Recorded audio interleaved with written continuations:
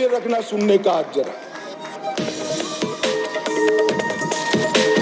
कंकर चलाने की हिम्मत नहीं है किसी की, भारतीय जनता पार्टी।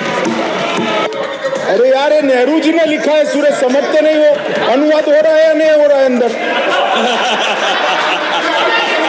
बीच में टोका टोकी करना ना आपकी उम्र के लिए अच्छा है, ना आपकी सीनियोरिटी के लिए अच्छा है।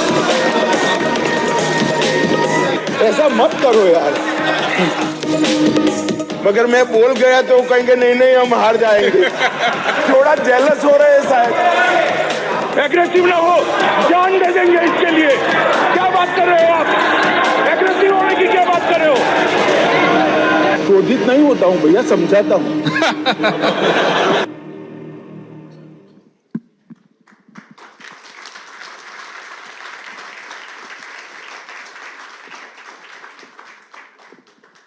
विधानसभा चुनावों के नतीजे आने से पहले भी गृह मंत्री अमित शाह की छवि एक चुनावी चाणक्य की थी, लेकिन हिंदी पट्टी के 3 राज्यों में भारतीय जनता पार्टी की बड़ी जीत के बाद इनकी छवि अब एक चुनावी जादूगर जैसी बन रही है, जो कि हारे हुए मैच को भी जिता सकता है और विपक्ष का जीता हुआ मैच भी उनके हाथों से खींच सकता है। एजेंडा आज तक के इस आखिरी सेशन में जोरदार तालियों के साथ स्वागत कीजिए देश के गृह मंत्री श्री अमित शाह का। भारतीय जनता पार्टी की बड़ी जीत के बाद यह अमित शाह जी का पहला इंटरव्यू है। बहुत बहुत स्वागत है आपका अमित भाई। सबसे पहले आप हमारे दर्शकों को यह बताएं कि क्या आपको यह लगता है कि सेमीफाइनल जीतने के बाद फाइनल का रास्ता पहले से अब ज्यादा आसान हो गया है? देखिए, फाइनल का रास्ता पहले से आसान ही था, आसान ही है, और निश्चित रूप से प्रधानमंत्री जी अभी से ज्यादा बहुमत के साथ भारतीय जनता पार्टी को विजयी बनाकर तीसरी बार देश के प्रधानमंत्री बनने का। ये जब 5 राज्यों के चुनाव शुरू हुए तब कई जगह पर मैंने कहा था कि गत चुनाव के अंदर 2018 में इसी समय पर 5 राज्यों में चुनाव हुए थे, भारतीय जनता पार्टी एक लाइन से 5 चुनाव हार गई थी। और उस वक्त सिर्फ आपका चैनल नहीं, सभी पत्रकारों का आकलन था कि हमारे लिए 19 का रास्ता बड़ा कठिन हो गया है। 14 से 19 में हमारी सीटें ज्यादा आई। राहुल जी, आपने एक शब्द प्रयोग जादूगर का किया। कोई जादू वादू नहीं है। भारतीय राजनीति ने मोदी जी जैसा दूरदृष्टिपूर्ण और इतना अथाह परिश्रम करने वाला ना राजनीतिक नेता देखा है, ना प्रधानमंत्री देखा है, ना पार्टी का लीडर देखा है। मोदी जी ने राजनीतिक नेता के रूप में राजनीति के अंदर लोकतांत्रिक मूल्य और शुचिता को प्रस्थापित करने के लिए 10 साल के अंदर बहुत प्रयास किए। जाति की राजनीति हो, परिवारवाद हो या तुष्टीकरण हो, तीनों के खिलाफ बोले बगैर अपने काम से एक सकारात्मक एजेंडा सेट कर कर देश की राजनीति को पॉलिटिक्स ऑफ परफॉर्मेंस की दिशा में ले जाने का काम नरेंद्र मोदी जी ने किया है। देश के प्रधानमंत्री के नाते 2014 में देश के पूरे युवा 12-13 में मैं दिल्ली में रहता था, मुझे याद है, घोर निराशा व्याप्त थी। आज हम यहां पर खड़े हैं 2024 की शुरुआत में, और देश का युवा अमृत काल में प्रवेश कर 2037-47 में भारत को सर्वोच्च स्थान पर पहुंचाने के नए आत्मविश्वास के साथ आगे बढ़ रहा है।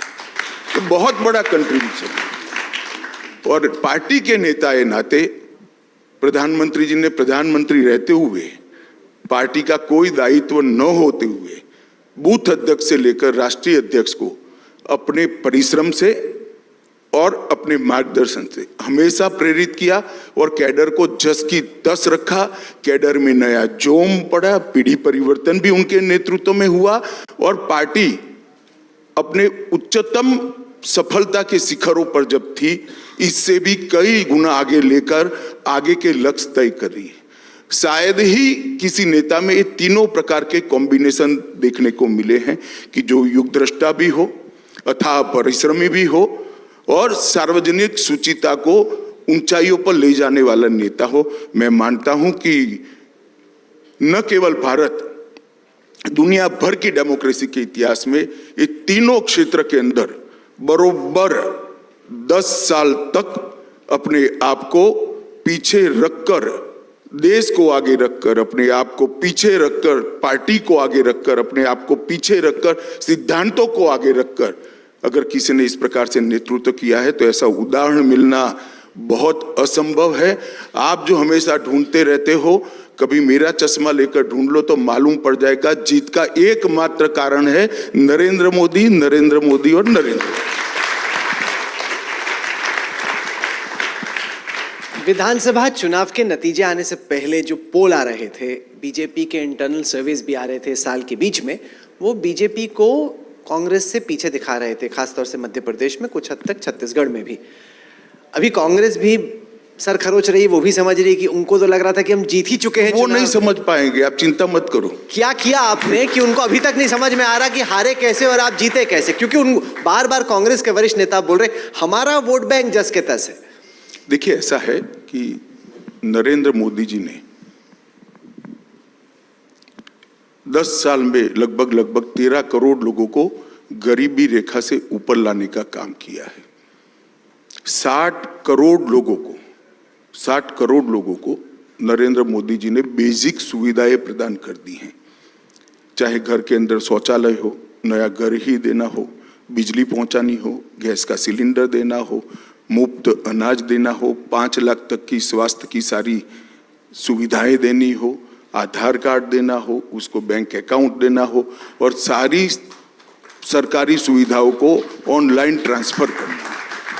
ये सारा जो किया है, इसके सबसे ज्यादा बेनिफिट पाने वाले जो राज्य है वो ये 3 राज्य हैं, क्योंकि इन्हीं 3 राज्यों को बीमारू राज्य माना जाता था। बीमारू राज्य का जो कंसेप्ट किसी व्यक्ति ने बनाया था, उसमें बिहार, उत्तर प्रदेश, राजस्थान और मध्य प्रदेश था, और यही 3 राज्य थे जो बीमारू माने जाते थे।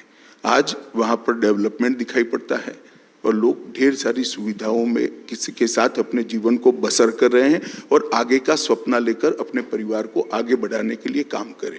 मैं मानता हूं कि इसका हमारी जीत का बहुत बड़ा कारण ये जो हमारे लाभार्थियों की नई फौज मोदी जी ने खड़ी की है। और मोदी जी कहते हैं कि देश में एक ही जाति है, वो गरीब की जाति है। और ये जो नया कंसेप्ट है गवर्नेंस का, इसने भारतीय जनता पार्टी को बहुत बड़ा फायदा पहुंचाया है।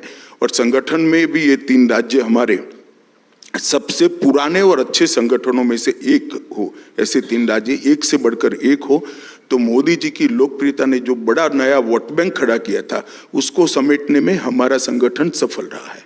सर, आप कहते हैं कि एक ही जाति है गरीबी, मोदी जी कहते हैं केवल 4 जातियों की वो चिंता करते हैं, उसके अलावा उनको और किसी चीज़ की फिक्र नहीं। लेकिन भारतीय जनता पार्टी जब मुख्यमंत्री तय करती है तो छत्तीसगढ़ में दलित उठाती है, मध्य प्रदेश में ओबीसी उठाती है, राजस्थान में आपने एक ब्राह्मण को मौका दिया। तो आप भी तो ये पूरी सोशल इंजीनियरिंग कह रहे हैं। मतलब एक तरफ आप कहते हैं कि जातियों की अहमियत नहीं, 4 ही जातियाँ हैं, लेकिन आप तय करते हैं जाति के आधार पर भी। देखिए, आप इतने बड़े बड़े शब्द प्रयोग मत करिए, सोशल इंजीनियरिंग ये वो। अब ये देश की राजनीति ऐसे नहीं चलती है। 130 करोड़ लोगों का एक गुलदस्ता है। भारतीय जनता पार्टी जब इतने सारे राज्यों में शासन कर रही है तो समाज के हर हिस्सों को अपना प्रतिनिधि दिखाई पड़ना चाहिए। इस तरह से भारतीय जनता पार्टी ने अपना संगठन भी बनाना चाहिए और चुने हुए प्रतिनिधियों के रिप्रेजेंटेटिव और नेता भी इसी तरह से तय करने चाहिए। मैं नहीं मानता ये किसी प्रकार का अपीसमेंट है, ये जन भावनाओं को एड्रेस करने का लोकतांत्रिक तरीका है।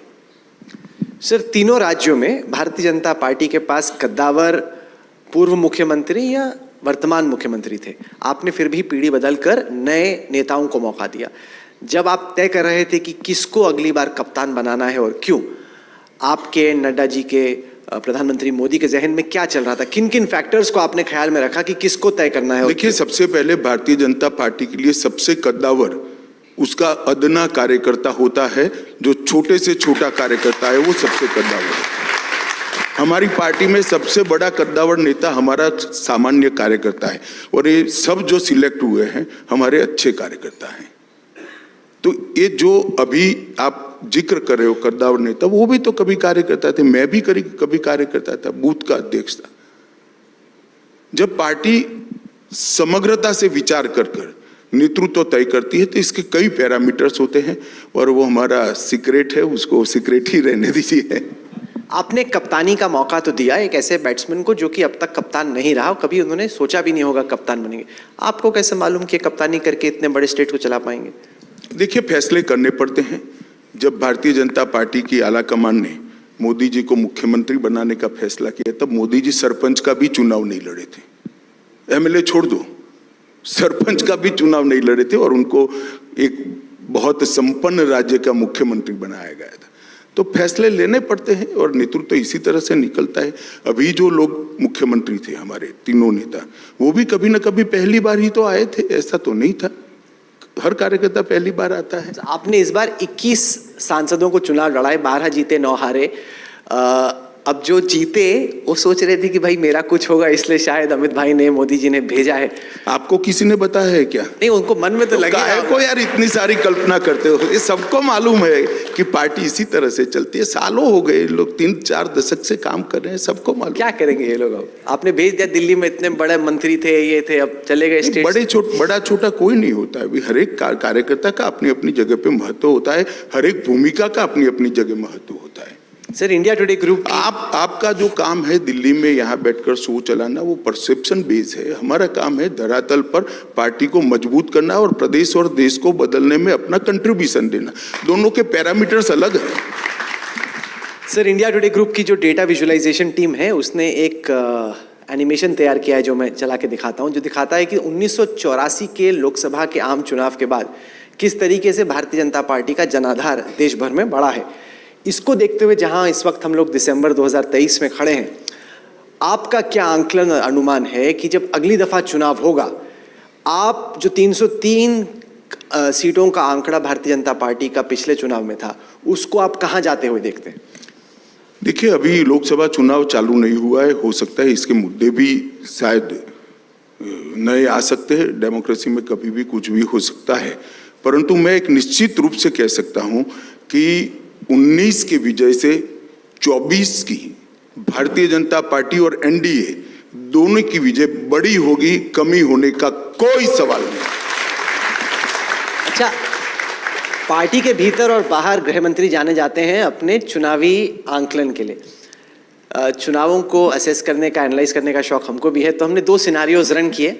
इसके बाद मैं आपको वो दिखाता हूं जिसमें यह था कि अगर भारतीय जनता पार्टी का वोट शेयर जो है 5% बढ़ जाता है तो संभवतः बीजेपी कहां पहुंच सकती है, और 5% अगर घट जाता है तब बीजेपी कहां पहुंच सकती है। तो उन दोनों को देखते हैं और साथ ही साथ कांग्रेस के लिए भी हम सेम चीज करेंगे और फिर आप बताइएगा कि आप क्या सोच रहे हैं। तो ये रहा सर स्क्रीन पर, 303 पे आप पहले थे। अगर 5% वोट आपका छिटकता है तो 223 पे संभवतः आप आ सकते हैं उसके नजदीक, और अगर 5% बढ़ता है तो 342 पे। उसी तरीके से कांग्रेस जो कि 52 सीटों पे थी पिछले चुनाव में, अगर उनका 5% वोट छिटकता है तो 21 पे आके गिर जाते हैं, और अगर 5% बढ़ता है तो 97 पे आते हैं। आपको क्या लग रहा है कि 37% का आपका वोट शेयर, जितनी आपने पिछले 5 साल में तपस्या की है, एफर्ट किया है, उसके चलते आप कहां जाता हुआ देखते हैं? देखिए, इसमें कौन प्रत्याशी होता है, कौन पार्टी नीचे कितना परफॉर्म करती है, ढेर सारे फैक्टर होते हैं। मैं आपकी तरह इतना सपाट एनालिसिस नहीं कर सकता क्योंकि मैं एक राजनीतिक कार्यकर्ता हूं। मैं चुनाव की बहुत सारी चीज़ों को, चुनाव के विज्ञान की बहुत सारी चीज़ों को जानता हूं। इतना सरल नहीं होता है, वरना तो ये आंकड़े जो बनाते हैं वो ही शायद देश के प्रधानमंत्री हो जाते और किसी का नंबर ही नहीं लगता।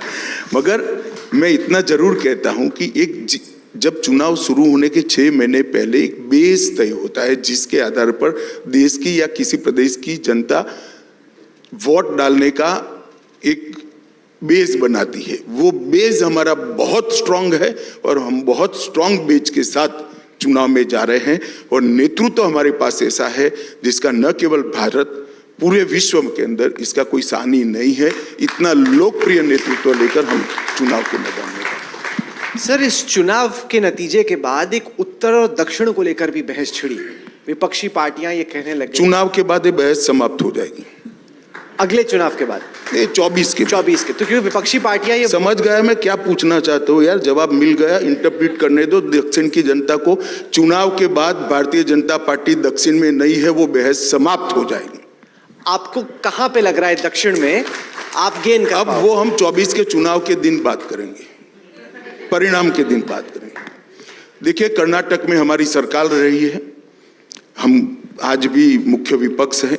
तेलंगाना में हमारी सीटें निश्चित रूप से बढ़ने जा रही हैं और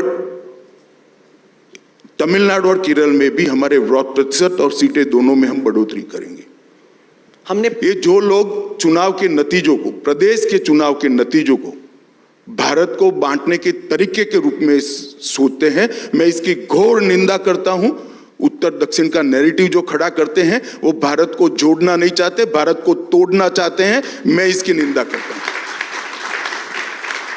हमने 5 ऐसे राज्य आइडेंटिफाई किए क्योंकि ज्यादातर जो राज्य हैं जहां पे आपकी कांग्रेस से टक्कर है वहां पे स्थिति अलग है। लेकिन बिहार जहां आप 17 सीटें लड़े थे, 17 जीते थे। कर्नाटक जहां 28 में से आप 25 जीते। महाराष्ट्र जहां समीकरण अब बहुत बदल चुके हैं, 48 में से आप 23 निकाले।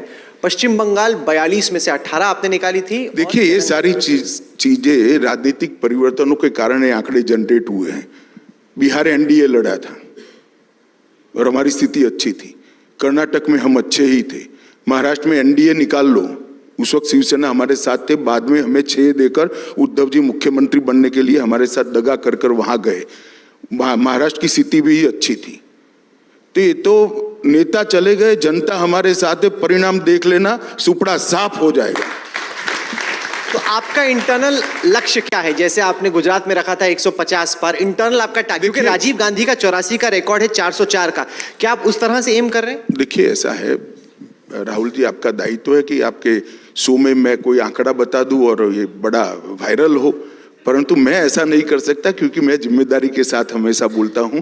6 महीने पहले लक्ष्य कोई तय नहीं कर सकता, परंतु मैं निश्चित रूप से मानता हूं जिस बेस पर हम चुनाव लड़ने जा रहे हैं, बेस हमारा काफी स्ट्रांग है और जिनके नेतृत्व में हम चुनाव लड़ने जा रहे हैं उसका न केवल भारत, दुनिया में कोई सानी नहीं है। सबसे सफल नेतृत्व में हम लड़ने जा रहे हैं, मोदी जी के नेतृत्व में लड़ने जा रहे हैं। आपने बार बार मोदी जी की लोकप्रियता का जिक्र किया और यह हकीकत भी है कि भारतीय जनता पार्टी की बड़ी जीत में जहां सिर्फ लोकप्रियता नहीं है, श्रद्धा है लोगों की कि व्यक्ति भारत को महान बना पाएगा, महान बनाने के कगार पर पहुंचा दिया है और आगे का रास्ता यही तय करा सकता है। लोगों की अटूट श्रद्धा है, सिर्फ लोकप्रियता नहीं है।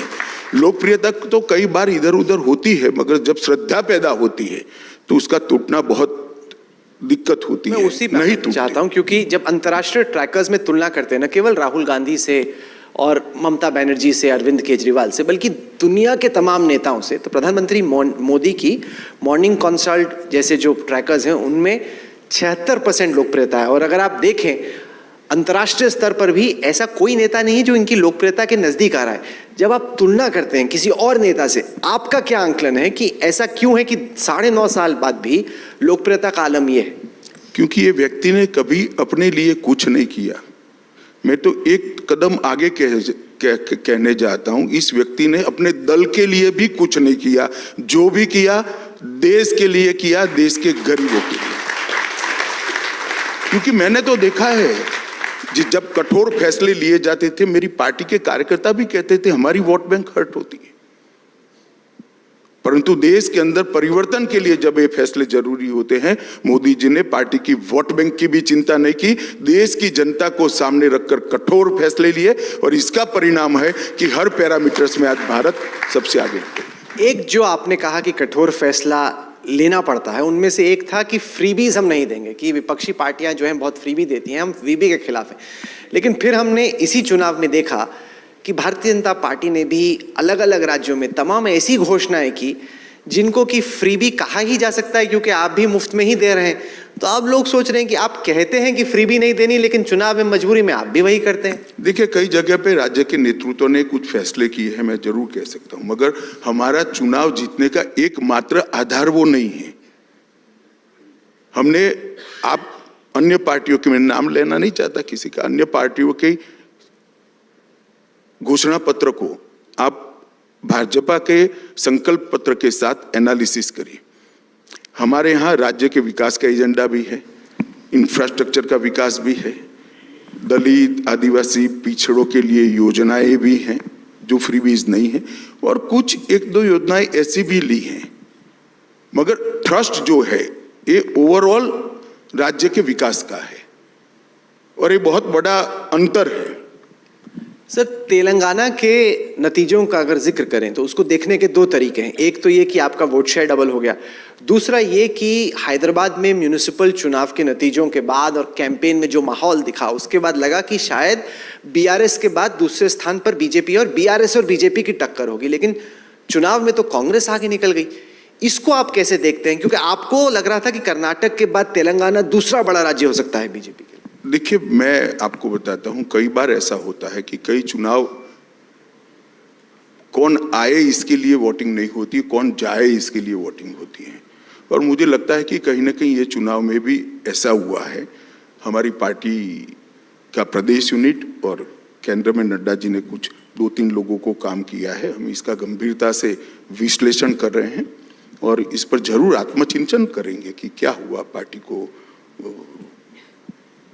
सो कॉल्ड सेटबैक, क्योंकि भारतीय जनता पार्टी इसको सेटबैक इसलिए नहीं मानती है कि हम तो भाई बहुत 1950 में हमारे पास कुछ नहीं था, इससे इतनी बड़ी पार्टी बना, अनेक चुनाव हारे हैं, और जमानतें जब्त होने के बाद भी पार्टियां देते हुए नेता मैंने देखे हैं 1980 में, तो हमारे लिए कोई बड़ी बात नहीं है। मगर हम बड़े विश्वास के साथ मैं आपको कह सकता हूं कि तेलंगाना में लोकसभा चुनाव में सबसे बड़ी पार्टी भारतीय जनता पार्टी होगी, और सबसे ज्यादा सीटें भी भारतीय जनता पार्टी। आपको लग रहा है कि 4 से बढ़ेगा आपका?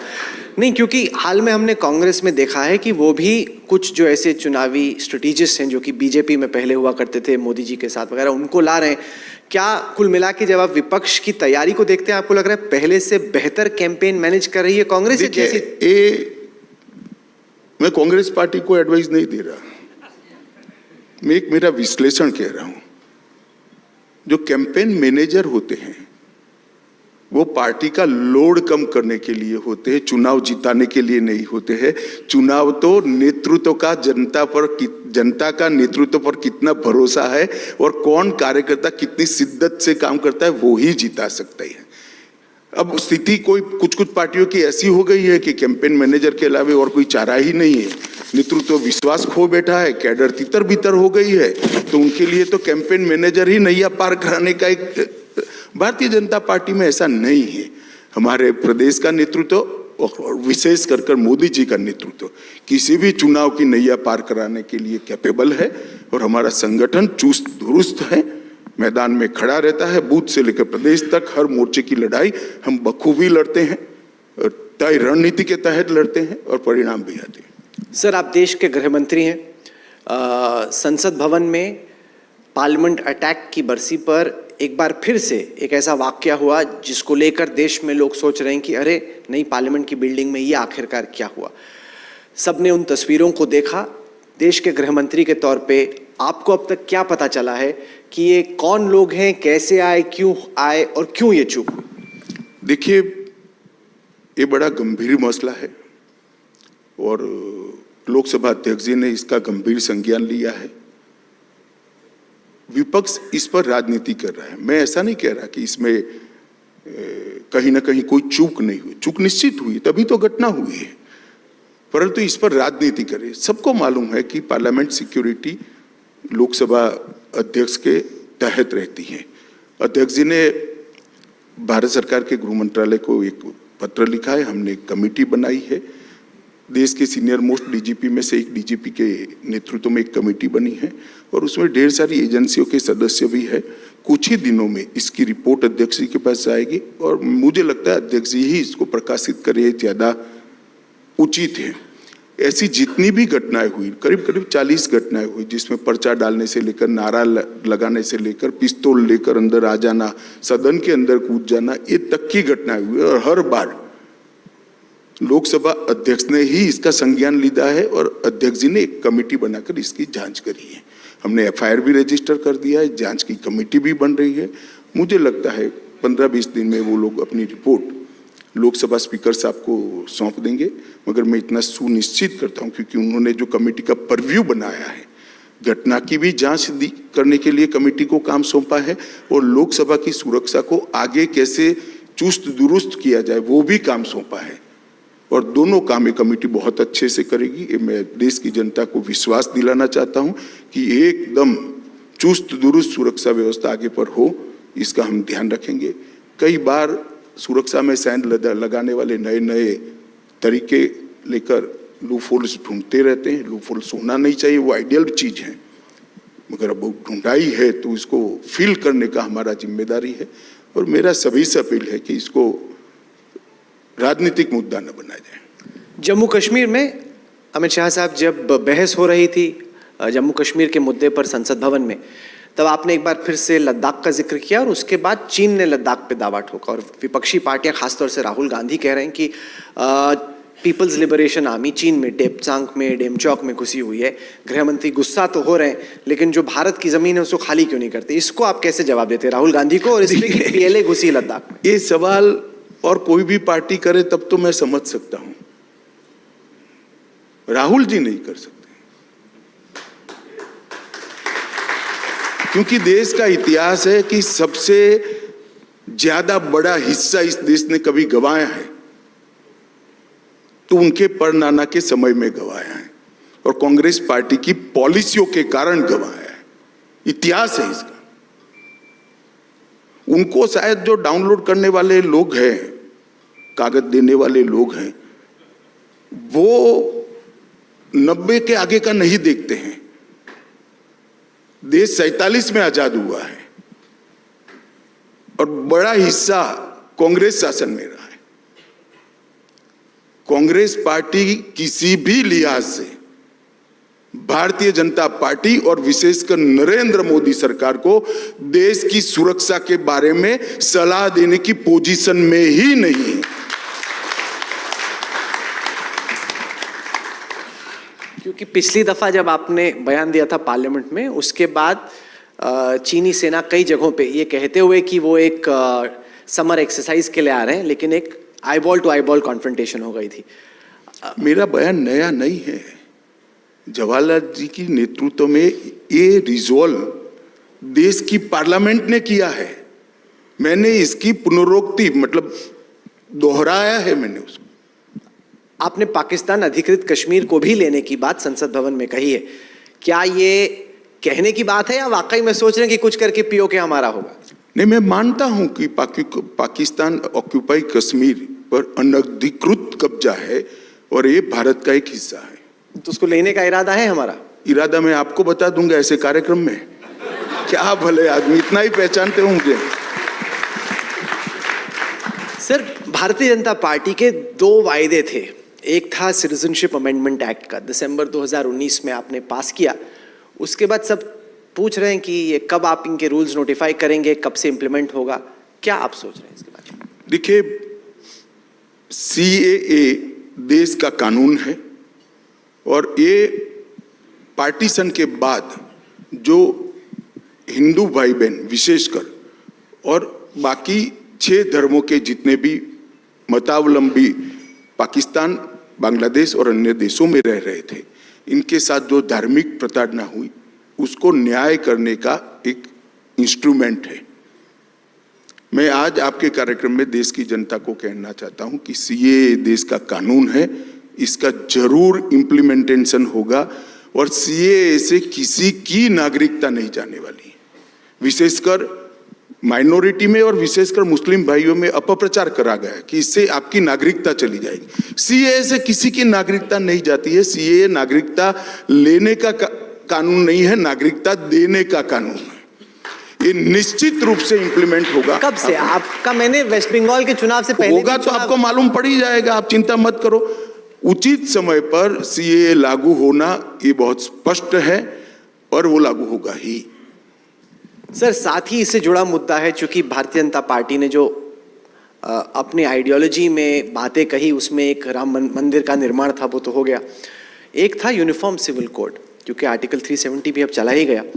यूनिफॉर्म सिविल कोड को आप स्टेट वाइज देख रहे हैं, उत्तराखंड हो, गुजरात हो, आप स्टेट के मैनिफेस्टो में देख रहे हैं। इसको राष्ट्र भर में लागू करने के बारे में आप क्या सोच रहे हैं?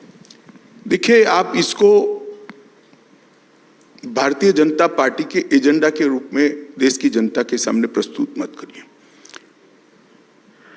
ये संविधान सभा का देश के विधानमंडल और संसद को एक मैंडेट था।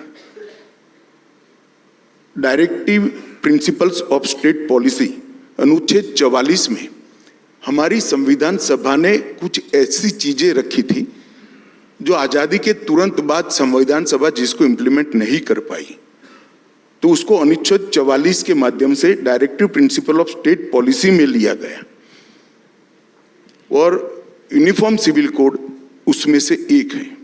ये बात अलग है, बाद में वोट बैंक की पॉलिटिक्स में कांग्रेस ने इसको छोड़ दिया और संविधान सभा में ज्यादातर कांग्रेस के ही नेता थे, सबसे बड़े नेता कांग्रेस के उसमें बैठे थे, उन्होंने ही ये बनाया है। परंतु भारतीय जनता पार्टी ने इसको पकड़ कर रखा है, क्योंकि किसी भी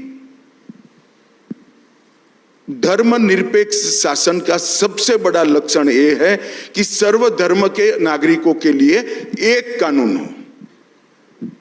मगर कांग्रेस ने इसको भुला दिया और वोट बैंक की पॉलिटिक्स के कारण इस पर एक अलग प्रकार का आइडियोलॉजिकल और वैचारिक कपड़े पहनाने का प्रयास किया। भारतीय जनता पार्टी इसमें नहीं मानती है। हमारे 1950 से जितने भी चुनावी संकल्प पत्र है, इसका एक वादा है कि इस देश में भारतीय जनता पार्टी यूसीसी लाने का प्रयास करेगी। अब आपने कहा कि स्टेटों में प्रयास हो रहा है। देखिए, कॉमन सिविल कोड एक बहुत बड़ा सामाजिक और लीगल परिवर्तन है। इस पर सबकी राय चाहिए। तो एक राज्य, 2 राज्य, 3 राज्य अगर इसको करते हैं, कमेटियां बनती है, इसकी सुनवाई होती है, सबको, लाखों लोगों को मिला जाता है और उसके अभिप्राय आते हैं, इसके आधार पर एक कानून बनता है, इसकी लीगल स्क्रूटिनी भी होगी और उसके बाद में जो मैच्योर चीज होगी वो ऑटोमेटिकली सारा देश स्वीकार करेगा, उसका मुझे भरोसा है। मगर ये आप मान कर चलिए कि भारतीय जनता पार्टी नरेंद्र मोदी जी के नेतृत्व में यूसीसी लाने पर अड़िग है और हम इसमें कहीं पर भी 2 कदम पीछे नहीं हटे। अमित जी, कुछ वरिष्ठ वकीलों से, सुप्रीम कोर्ट के, हाई कोर्ट के मेरी बातचीत हो रही थी, कुछ जजेस से भी, वो कह रहे हैं कि जो आप नए कानून लाना चाह रहे हैं, जो क्रिमिनल प्रोसीजर को आप बदल रहे हैं, उनका कहना है कि इससे बड़ी प्रैक्टिकल दिक्कतें आने वाली हैं, क्योंकि अब जो सारे पुरानी जजमेंट्स हैं जिनमें तमाम धाराएं हैं, वो कह रहे हैं कि जितनी भी सारी तैयारी है पहले की, जो आधार है जिसके आधार पर ज्यूरिस्प्रूडेंस चलती है, वो सभी आपने बदल दी। उनका सजेशन है कि आप मॉडिफाई करते पुराने कानूनों को, बजाय इसके कि आप नया कानून लेके आ रहे हैं। उसको कैसे आप समझाते? देखिए, कानून की आत्मा भी बदल रही है, धाराओं की संख्या भी बदल रही है और धाराओं की प्रायोरिटी भी, प्राथमिकता भी बदल रही है। जैसे मैं आपको बताता हूं, अंग्रेजों की प्राथमिकता थी रेलवे बचाना, अंग्रेजों की प्राथमिकता थी अपना खजाना बचाना, तो मानव वध को धारा 302 में रखा है और रेलवे लूटने का दंड मानव वध से बड़ा दंड माना गया है। अब हम आजाद हो गए भाई, हमारे केंद्र बिंदु नागरिक है, हमारा केंद्र बिंदु दलित, आदिवासी और पिछड़ा है, हमारा केंद्र बिंदु महिला और बच्चे हैं। ये बदलना बहुत जरूरी है। और वैसे भी वो नंबर की धारा इसलिए नहीं, काफी सारी धारा ही विलुप्त हो रही है, काफी नई जोड़ी जा रही है, तो नंबर तो चेंज होना ही होना है। परंतु इसके लिए हमने बहुत बड़ा एक्सरसाइज किया है, सारे प्रिंटर के साथ मेरे लेवल पर मीटिंग की है, उन्होंने बिल्कुल नई धारा और पुरानी धारा उसका सॉफ्टवेयर तैयार कर रहे हैं। ढेर सारी पुस्तकें देश की सभी मान्य भाषाओं में नई धारा और पुरानी धारा के साथ ही आएंगे। तो शुरुआत में थोड़ी दिक्कत होगी, मैं सभी अपने एडवोकेट्स को विनंती करना चाहता हूं कि भाई थोड़ा मेहनत करना पड़ेगा, हम भी करते हैं, आप भी करिए और आप भी करिए। उनको फिर पढ़ाई करनी पड़ेगी। जो स्पिरिट से हम इस कानून को ला रहे हैं, और मैं इतना विश्वास के साथ कह रहा हूं राहुल जी कि ये कानून आने के बाद इसमें कुछ परिवर्तनों के लिए समय दिया गया है, जैसे ऑनलाइन कोर्टों को करना, पुलिस स्टेशन ऑनलाइन हो चुके इसके साथ कनेक्ट करना, एफएसएल को इसके साथ कनेक्ट करना, जेल को इसके साथ कनेक्ट करना, एफएसएल को कंपलसरी करना। एक सब होने के बाद किसी भी प्रकार के क्रिमिनल केस में 1 साल के अंदर न्याय देने का हमारा जो स्वप्न है वो 10 साल के अंदर पूरा हो जाएगा। ये मैं देश की जनता को विश्वास देता हूं। ये बहुत बड़ा मोदी जी का एक इनिशिएटिव है जो आने वाले 100 साल तक न्यायिक दंड प्रक्रिया को, क्रिमिनल जस्टिस सिस्टम को एक नई दिशा देने वाला है और हम एक नए युग में प्रवेश करेंगे। सर, कनाडा में खालिस्तानी अलगाववादी थे हरदीप सिंह निज्जर। कनाडा के प्रधानमंत्री जस्टिन ट्रूडो ये आरोप लगा रहे हैं कि भारत की सरकार ने, हमारे तंत्र ने उनकी हत्या करवा दी। नहीं, इसको विदेश विभाग ने सिरे से नकारा है भाई, नकारा है। और ये भी कहा है कि वो वहां क्या कर रहे थे, जो वांटेड है हमारे कानून में, वो वहां क्या कर रहे थे, इसका जवाब देना है। हमने तो कोई हत्या बत्या में भारत की पॉलिसी ही नहीं, परंतु वो वहां क्या कर रहे थे इसका जवाब भी तो जरूरी है कि जो भारत के कानूनों में वांटेड थे, गंभीर प्रकार के गुनाह, टेररिज्म में लिप्त गुनाहों में, तो वो वहां क्या कर रहे थे। पर सर, जैसे गुरपतवंत पन्नू है, वो कहता है कि एयर इंडिया की फ्लाइट में उड़ा दूंगा। अमेरिका जैसा देश उसको बचा रहा है, बजाय इसके कि उसके खिलाफ कोई कार्रवाई हो। अगर कोई बोले कि मैं अमेरिकन एयरलाइंस की फ्लाइट को उड़ा दूं। भैया, इतने सारे राजनयिक आए थे, किसी को पूछ ही लेते, तुम मुझे क्यों पूछ रहे हो। भारत ने तो अपना ऑब्जेक्शन कई बार रजिस्टर करा है, मगर ये डिप्लोमेटिक मामले है, डिप्लोमेटिक तरीके से भारत अपना पक्ष रख ही रहा है। कैसा नहीं होना चाहिए ना, हम हमारी भूमि पर होने देंगे किसी भी देश के खिलाफ इस प्रकार के षड्यंत्र, ना आप होने दो, हमारी मदद करो। पर ये जो हत्याएं हो रही हैं, आप कह रहे हैं कि उसका भारत की सरकार या तंत्र से कोई लेना देना नहीं। जी सर, पिछले 2-3 महीने से वो इंडिया अलायंस वाले थोड़े से बिजी थे, कांग्रेस क्योंकि चुनाव लड़ रही थी। अब वो कह रहे हैं कि 19 को उनकी बैठक है।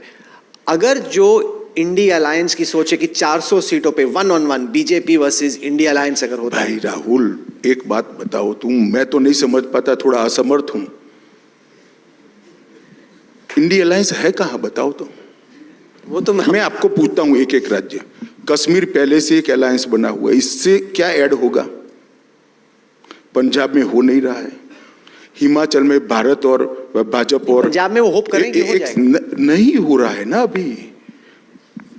हिमाचल भाजपा कांग्रेस सीधी फाइट है, दिल्ली में हो नहीं रहा है, हरियाणा सीधी फाइट है, फिर आगे चले जाओ, राजस्थान, मध्य प्रदेश, छत्तीसगढ़ सीधी फाइट है, गुजरात सीधी फाइट है, महाराष्ट्र में पहले से हो रखा है, बिहार में पहले से हो रखा है, बंगाल में हो नहीं रहा है, उड़ीसा में हो नहीं रहा है, नॉर्थ ईस्ट में हो नहीं रहा है, तेलंगाना में हो नहीं रहा है, आंध्र प्रदेश में हो नहीं रहा है, तमिलनाडु में पहले से बना हुआ है, केरल में हो नहीं रहा है। तुम इंडिया अलायंस कहां देख रहे हो। आपके आज तक के स्क्रीन के अलावे कहीं इंडिया अलायंस नहीं है भाई। मुझे बताओ ना, आप जरा एक्सप्लेन कर सकते हो तो बताओ कि कहां पर इंडिया अलायंस। जैसे आज राघव चड्ढा और आतिशी यहीं पे आए हुए थे दोपहर में, वो कह रहे थे कि दिल्ली में, पंजाब में उन्हें उम्मीद है। कल अखिलेश यादव आए थे, उनको उम्मीद है कि कांग्रेस और सपा और आरएलडी मिलकर उत्तर प्रदेश, तो वो तो अपनी तरफ से कुछ कुछ कोशिश कर ही रहे उसका मिस कैरेज हो गया मध्य प्रदेश में। कोशिश तो कर रहे हैं मगर हो नहीं पा रहा है।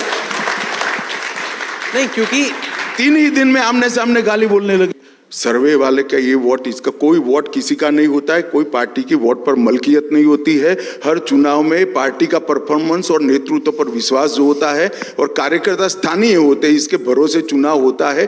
कोई वोट पर किसी की मालिकी नहीं है। और मैं दूसरी बात आपको कहना चाहता हूं, इस देश की जनता ने ढेर सारे अलायंस देखे। मैं आपको बताता हूं, राजनीतिक स्वार्थ के कारण चुनाव के वक्त आइडियोलॉजिकल समानता के बगैर कोई अलायंस करता है तो देश की जनता बहुत परिपक्व है, इसके स्वार्थों को पहचानती है और ऐसा नेतृत्व सिलेक्ट करेगी जो भारत को 2047 में संपूर्ण विकसित राज्य बना सके, एक महासत्ता बना सके, ऐसे नेतृत्व को पसंद करेगी। और वो नेतृत्व नरेंद्र मोदी जी है और वो party Bharatiya Janata party. Sir, आपने कहा कि नॉर्थ साउथ का कोई मसला नहीं है, लेकिन दक्षिण के राज्यों में एक बड़ा सवाल है डीलिमिटेशन को लेके कि 2026 के बाद कभी ना कभी आपको डीलिमिटेशन करना पड़ेगा। और उनको चिंता यह है कि जो दक्षिण के राज्यों की सीटें हैं वो कम हो जाएंगी, उत्तर के राज्यों में चूंकि जनसंख्या ज़्यादा है वहाँ की सीटें बढ़ जाएंगी। कुछ आंकड़े मेरे साथ हैं, ये अमेरिका के एक पॉलिटिकल स्कॉलर हैं मिलन वैष्णव, उन्होंने किए। हालांकि यार तुम बार बार अमेरिका इंग्लैंड क्यों चले जाते हो? यहाँ कोई स्कॉलर नहीं मिलता है तुझे? यहाँ किसी ने किया ही नहीं है। यहाँ का कोई स्कॉलर तो ढूंढो यार, बंगाल का ढूंढो, महाराष्ट्र का ढूंढो, पंजाब का ढूंढो। खैर बताओ। सवाल यह है कि ये जो बहुत बड़ी चिंता है दक्षिण के राज्यों में कि हमारी सीटें कम होंगी। आपको बता देता हूं, पहले भी ये मसला आया था। भारतीय जनता पार्टी दक्षिण के राज्यों की चिंता के साथ सहमत है। सबने मिलकर, सभी दलों ने मिलकर इसका समाधान जरूर ढूंढना चाहिए और ये संवेदनशीलता के साथ डिलिमिटेशन करना चाहिए। ये आप बड़ी बात बोल रहे हैं, क्योंकि आपका कहना है कि ये नई बात नहीं है। हमारे लीडर फ्लोर पर बोल चुके हैं, अरुण जेटली जी और सुषमा स्वराज दोनों बोल चुके हैं। नहीं, क्योंकि वो लोग जब सुनेंगे तो बड़े राहत महसूस करेंगे, क्योंकि अभी अरे भाई तुम सवाल मत करो, राहत है ही है। अच्छा, सवाल खड़े मत करो। ये बोल चुके हैं, हम वहां फ्लोर पर बोल चुके हैं हमारे नेता। सर, जब आपने 3 राज्यों में नए मुख्यमंत्रियों का चुनाव किया तो एक सवाल ये खड़ा हुआ कि क्या दिल्ली में जो आला कमान है वो ऐसे नेताओं को पसंद करता है जिनको कंट्रोल करना ज़्यादा आसान है, जो कि इतने जन आधार के नेता ना, जिनका खुद का मैस फॉलोइंग ना हो, जिनको आप बता पाएं कि क्या करना, ऐसा है क्या? देखो भाई, ऐसे मैं पार्टी की निर्णय की प्रक्रिया के बारे में चर्चा करना नहीं चाहता, मगर हर कार्यकर्ता कभी न कभी नया होता है। हर कार्यकर्ता कभी न कभी नया होता है। और आप अभी जो 3 मुख्यमंत्री बने हैं इनको जनाधार बगैर के नेता नहीं मान सकते, क्योंकि हमारी संविधान ने जनाधार का एक प्रक्रिया बनाया है। यहाँ प्रेसिडेंशियल इलेक्शन नहीं होते हैं, विधायक चुने जाते हैं और विधायक अपना नेता चुनते हैं। तो विधायक का जनाधार ये नेता के साथ होता है। और ये तीनों लोगों को पार्टी ने पर्याप्त मौका दिया है। तीनों लोग एक एक चुनाव हारे हैं और तीन बार पार्टी ने ही उनको नेता बनाया, ऐसा नहीं है। आप ट्रेनिंग में बहुत विश्वास करते हैं अपने कार्यकर्ताओं की, अपने नेताओं की। अगर अभ्यास वर्ग में आप हमारे दर्शकों को कुछ बताएं कि आप कैसे इनकी ट्रेनिंग करेंगे, अच्छा मुख्यमंत्री क्या बना जाए, अमित शाह की क्या मास्टर क्लास है तीनों के? देखिए भाई, अभी तो इतना ही है कि मोदी जी ने गवर्नेंस का एक एजेंडा सेट किया है, संविधान की स्पिरिट के साथ, गरीब कल्याण की भावना के साथ और राज्य की कानून और व्यवस्था और इंफ्रास्ट्रक्चर के विकास के साथ गवर्नेंस होना चाहिए। वो मॉडल को जो फॉलो करता है, सक्सेसफुली जमीन पर उतारता है, वो अच्छा नेता माना जाएगा। सर, भारत की जो अर्थव्यवस्था है, हाल के जो सेकंड क्वार्टर के जीडीपी के नतीजे आए उसमें उम्मीद से बेहतर परफॉर्मेंस आई, लेकिन एक जो बड़ा सवाल उठ रहा है वो ये है के शेप्ड रिकवरी का, कि क्या के शेप्ड रिकवरी, यानी कि जो इनकम पिरामिड के ऊपर की तरफ लोग हैं, क्या अमीर और अमीर हो रहे हैं? क्या गरीबों को उतना जो आपकी स्कीमें हैं उतना फायदा पहुंचा पा रही कि उनकी आय क्या उस हिसाब से बढ़ रही है? इसको कैसे आप देखिए, एक बार समझ लीजिए, आजादी के बाद किसी एक 10 साल में सबसे ज्यादा संख्या गरीबी रेखा की ऊपर आई है तो वो मोदी जी के 10 साल में आई है। 13 करोड़ लोग गरीबी की रेखा के बाद। और भारत के ढेर सारी एजेंसियां तो ये कह ही रही है, आप मान जाओ, इसलिए विदेश की एजेंसियां भी ये कह रही है। सबसे ज्यादा आजादी के 75 साल में अगर कभी गरीबी रेखा से ज्यादा लोग ऊपर आए हैं, और बहुत ज्यादा मतलब डबल के आसपास है, ये इस 10 साल में है। और जहां तक इनकम का सवाल है, एवरेज इनकम के अंदर 72,000 से लेकर 72,000 पहले थी और अब कुछ 1 लाख से ऊपर हम पहुंच चुके हैं, काफी आगे बढ़ चुके हैं। तो एवरेज इनकम भी बढ़ी है। और सबसे बड़ी बात है कि सभी लोगों को बैंक अकाउंट मिला है, सभी लोगों को टॉयलेट मिला है, सभी लोगों को फ्री ऑफ कॉस्ट खाने का मतलब 5 किलो अनाज मिल रहा है, सभी लोगों को 5 लाख तक की सारी स्वास्थ्य सुविधाएं पहली बार देश में फ्री मिल रही हैं, सभी लोगों के घर में गैस का सिलेंडर है, सभी लोगों के घर में नल से जल पहुंचाने का, शुद्ध पीने का पानी पहुंचाने का प्रयास हुआ है, और सभी लोगों के घर के अंदर स्वच्छता के लिए भी ढेर सारे कार्यक्रम लिए गए हैं। और कोऑपरेटिव मंत्रालय, हमारा सखी मंडल, सेल्फ हेल्प ग्रुप्स और ढेर सारे इनिशिएटिवों से उनको स्वरोजगार की दिशा में जाकर, आप कल्पना कर सकते हो कि 1 करोड़ लखपति दीदी, कितना बड़ा ट्रांसफॉर्मेशन है।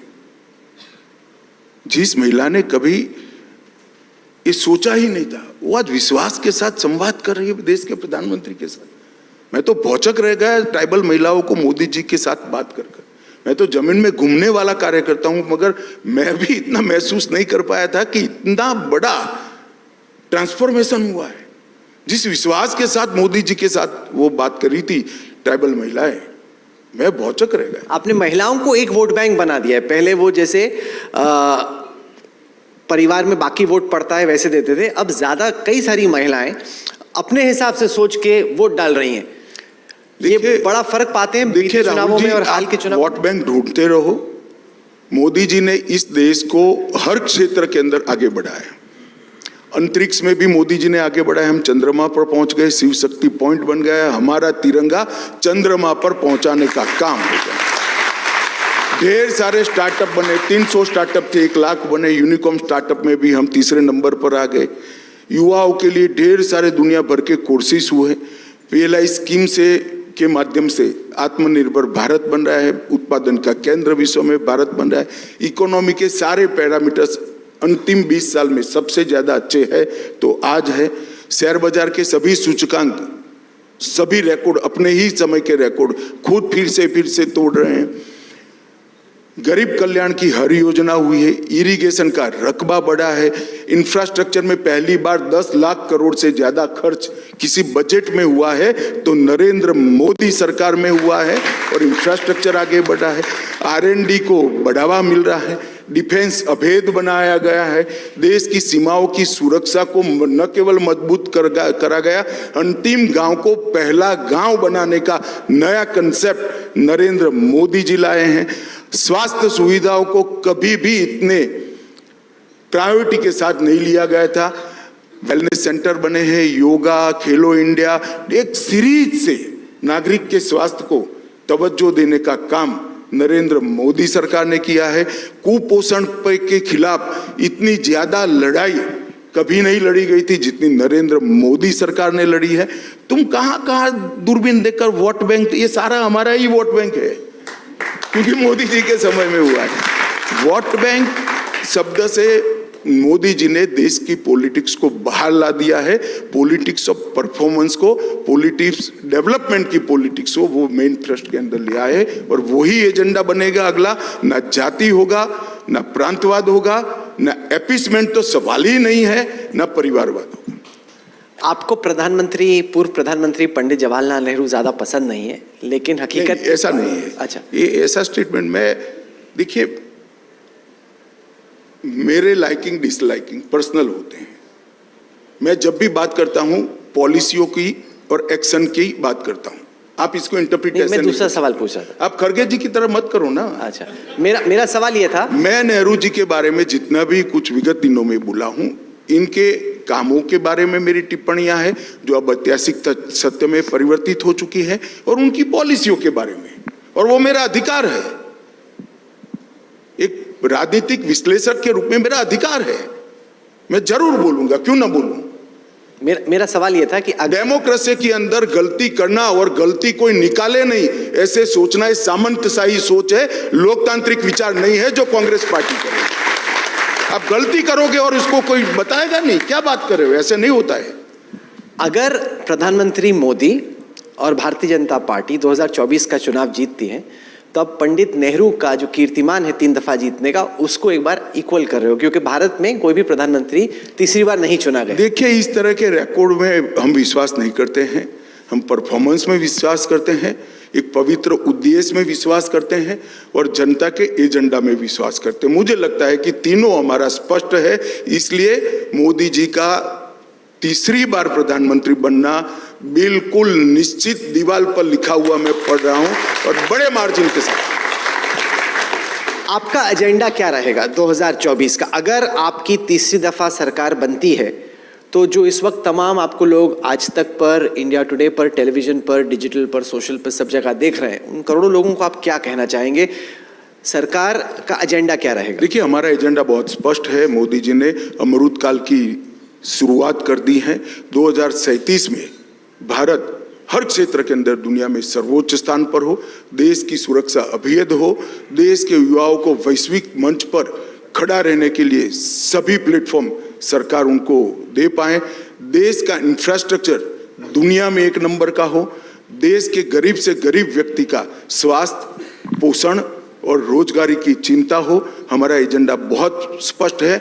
महान भारत की रचना एकमात्र एजेंडा भारतीय जनता पार्टी का है, जो मोदी जी के नेतृत्व में निश्चित रूप से हम पूरा करेंगे, इसका मुझे विश्वास है। मेरे साथी सुप्रिय प्रसाद हैं, वो सवाल पूछना चाहते हैं। सुप्रिय। अमित भाई, आपने इतनी सारी बता दी, लेकिन क्या ऐसा कुछ है जो 9 साल में आप नहीं कर पाए हो, जो लगता है कि ये करना रह गया, माने कुछ चूक गया है, और जिसके लिए आप प्रॉमिस करें कि 24 के बाद आप वो करेंगे? ऐसा कुछ आपके एजेंडा में? देखिए, राजनीतिक विश्लेषक जब मोदी जी आए तब जो सोचा था कि मोदी जी क्या कर पाएंगे, उसके अनेक गुना करा है। जहाँ तक देश के विकास का सवाल है, देश के स्टेटस बढ़ाने का सवाल है, हम तो कभी संतोष नहीं प्राप्त करेंगे, क्योंकि ये भूख इतनी बड़ी है हमारी पार्टी की कि वो कभी पूरी नहीं हो सकती। अनंत प्रयास करते रहेंगे। नहीं, जैसे पिछली बार आपने आते ही 370 खत्म कर दिया था, तो क्या इस बार 5 अगस्त 2024 को भी कुछ उम्मीद करें आपसे कि जब आप आएंगे तो कुछ ऐसा करेंगे? चले, आपको बता दूंगा, ऐसी उम्मीद मत करिए। देश के हित में जो है वो सब कुछ करेंगे। सर, जब चुनाव के नतीजे आए उसके बाद आपको थोड़ा सा रिलैक्स करने का टाइम लगा, या एकदम आप फौरन काम पे लग गए? और जब चुनाव के नतीजे आ रहे थे, क्या उस टाइम पर आपको टेंशन थी कि कुछ निकल सकता है हाथ से? क्या कुछ ऐसा हुआ चुनाव के नतीजे आते आते जिसकी आपको खुद भी ऐसा नहीं होता है? देखिए, हम लोग तो वर्षों से चुनाव के अंदर एक बूथ के कार्यकर्ता से काम करते करते यहाँ तक पहुंचे। हार जीत जनता तय करती है, और ये जनता का जो भी प्रसाद हो, अच्छा हो बुरा हो, ग्रहण करना और आगे और मजबूती के साथ जाना। जीत मिले तो हंकारी मत होना, हार मिले तो निराश नहीं होना, ये भारतीय जनता पार्टी का मूल सिद्धांत है। सब भारत की क्रिकेट टीम वर्ल्ड कप में बहुत अच्छा खेल रही थी, 10 मैच एक के बाद एक जीते, फाइनल में जाके ऑस्ट्रेलिया से हार गए। 24 के आम चुनाव से पहले आपकी सबसे बड़ी नंबर 1 चिंता क्या है? मैं चिंता का तो कोई कारण नहीं देख रहा। मेरा मन का इच्छा है कि मीडिया हमें समझ ले, बस एक बार हमारे काम को अच्छे से इंटरप्रेट करे, इतना एक चिंता है। बाकी कोई चिंता मुझे नहीं दिखाई पड़ती। आपसे हमारी मुलाकात अहमदाबाद में नरेंद्र मोदी स्टेडियम में जब इंडिया पाकिस्तान का मैच चल रहा था तब हुई थी। और सबको मैं बताना चाहूँगा कि अमित शाह साहब क्रिकेट न केवल काफ़ी फॉलो करते हैं, पर उन्होंने बताया कि खेलते भी थे। आपने बताया कि आप ऑफ स्पिनर थे और बैटिंग भी किया करते थे। आपको स्ट्रैटेजी का भी शौक है। अगर जब आप उस फाइनल को देखते हैं इंडिया और ऑस्ट्रेलिया के, तो उसकी स्ट्रैटेजी में आपके हिसाब से कहाँ चूक रही? क्या हम देखिए, बाहर रहकर इसकी मीमांसा नहीं करनी चाहिए। जो खेल के मैदान में है, ये करोड़ों अपने फैंस के दबाव में भी खेलते हैं, फाइनल होता है, बहुत बड़ी बात होती है। और क्रिकेट एक ऐसा खेल है जिसमें हमेशा भाग्य भी साथ देता है खिलाड़ियों को, और बहुत अच्छा खेली है हमारी टीम में, इतना ही कहना चाहूँगा। हार जीत होती रहती है, स्पिरिट के साथ रहना चाहिए, स्पिरिट के साथ इसको लेना चाहिए। और मेरी बहुत शुभकामना है भारतीय टीम को कि आप बहुत अच्छा खेले हो और पूरे देश को आपके क्रिकेट पर नाज है, आगे बढ़ते रहिए। थोड़ा आप बताएंगे प्लीज हमें अपने ऑफ स्पिनर दिन के बारे में? चलिए, हो गया भाई, पर्सनल कुछ इसमें होता नहीं। इन्होंने बताया था काफी शौक है इनको। चलो छोड़िए भाई, अच्छा। पर्सनल चीज सार्वजनिक करने के लिए। चलिए, गृह मंत्री अमित शाह साहब, आप आए, आपने एक तरीके से आत्मविश्वास जताया। 2024 के चुनाव पर आपने कहा कि ले तो देश की जनता तय करेगी कि होना क्या है, लेकिन कई दफा आपने ही कहा है कि आपको लगता है कि कभी भी कार्यकर्ता को ये टेकन फॉर ग्रांटेड नहीं लेना चाहिए कि हम जीत ही रहे हैं, कि ऐसा ना हो अगर सभी लोग मान लें कि हम जीत रहे हैं, तो आपको लगता है कि थोड़ा आलस आने का एक खतरा है? नहीं, जरा भी नहीं लेना है। ना हम टेकन फॉर ग्रांटेड ले रहे हैं, हमें सीटें बढ़ानी है भाई। भारतीय जनता पार्टी को और अनछुए क्षेत्रों में पहुंचाना है, वहां भाजपा का झंडा फहराना है, कैसे टेकन फॉर ग्रांटेड लेंगे? Question does not arise. हम और परिश्रम करेंगे, कठोर परिश्रम करेंगे और बड़ी विजय प्राप्त करेंगे मोदी जी के नेतृत्व में। तो कौन सा वो एक राज्य है जिसपे आपकी खुद, जिस तरीके से आप छत्तीसगढ़, मैं तो भाजपा, आपका पर्सनल इंटरेस्ट किस में है? एक राज्य जहां आप मेरा पर्सनल इंटरेस्ट कोई नहीं है। भारतीय जनता पार्टी देश के सारे राज्यों में एक मुख्य राजनीतिक दल बने, ये हमारा उद्देश्य है। और मैं चाहता हूं कि मेरी आइडियोलॉजी के साथ देश के हर कोने के राज्य, हर कोने के राज्य की जनता जुड़े और विशेषकर युवा जुड़े और 2047 के मोदी जी के महान भारत के स्वप्न के साथ जुड़कर 2047 में देश के जो नागरिक होंगे वो पूरी दुनिया में गौरव के साथ खड़े रहें, जिसके लिए हमारे हजारों लाखों लोगों ने अपना जीवन कुर्बान कर दिया देश को आज़ादी के लिए। इसके स्वप्न हम पूरे करने में सफल हो, यही हमारा प्रयास है और मोदी जी का नेतृत्व भी इसी दिशा में जा रहा है, इसका मुझे बहुत संतोष है। गृह मंत्री अमित शाह साहब, आप एजेंडा आज तक के कार्यक्रम में आए, आपने तमाम बातें हमारे दर्शकों के सामने, यहाँ बैठे तमाम लोगों के सामने रखी, इसके लिए आपका बहुत बहुत शुक्रिया। जोरदार तालियां अमित शाह साहब के लिए, बहुत बहुत शुक्रिया।